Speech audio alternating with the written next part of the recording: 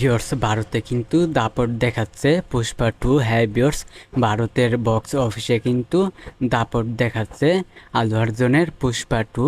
হ্যাঁ ভিউয়ার্স, আলু অর্জুন এবং রাশমিকার পুষ্পা 2 কিন্তু ভারতে বক্স অফিসে কিন্তু দাপট দেখাচ্ছে। তো ভিউয়ার্স, অবশ্যই বিস্তারিত আপনাদেরকে বলবো, তো লাইক দিয়ে সম্পূর্ণ ভিডিওটা দেখতে থাকেন। চ্যানেলে নতুন হলে সাবস্ক্রাইব করবেন। তো চলেন ভিডিওটা শুরু করা যাক। পুষ্পা 2 মুক্তির পর থেকেই বক্স অফিসে একের পর এক রেকর্ড ঝড় বয়ে যাচ্ছে। সিনেমা মুক্তির পঞ্চম দিনেও পুষ্পার ঝড়ে কাঁপছে গোটা ভারতবর্ষ।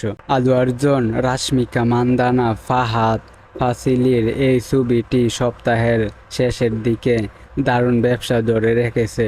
সুকুমার পরিচালিত পুষ্পা 2 সিনেমা মুক্তির প্রথম দিনে ভারতের সবচেয়ে বেশি আয় করা সিনেমার তকমাও কেড়ে নিয়েছে, ভেঙে দিয়েছে RRR বাহুবলী 2 সিনেমার রেকর্ডও। বক্স অফিসে সিনেমাটির দাপটে অভিযান এখনও চলমান। মুক্তির পঞ্চম দিনে বিশ্বব্যাপী পুষ্পা 2 আয় করে 80 কোটি রুপি। গত 5 দিনে শুধু ভারতে সিনেমাটি আয় করেছে 660 কোটি রুপি। হিন্দি ভার্সনে যার আয় 299 কোটি রুপি। এখন পর্যন্ত আলু অর্জুনের পুষ্পা 2 বিশ্বব্যাপী আয় করেছে 825 কোটি রুপি। প্যান ইন্ডিয়ার সিনেমার মধ্যে মুক্তির প্রথম দিনে সবচেয়ে বেশি আয়ের তালিকার শীর্ষে জায়গা করে নিয়েছে পুষ্পা 2।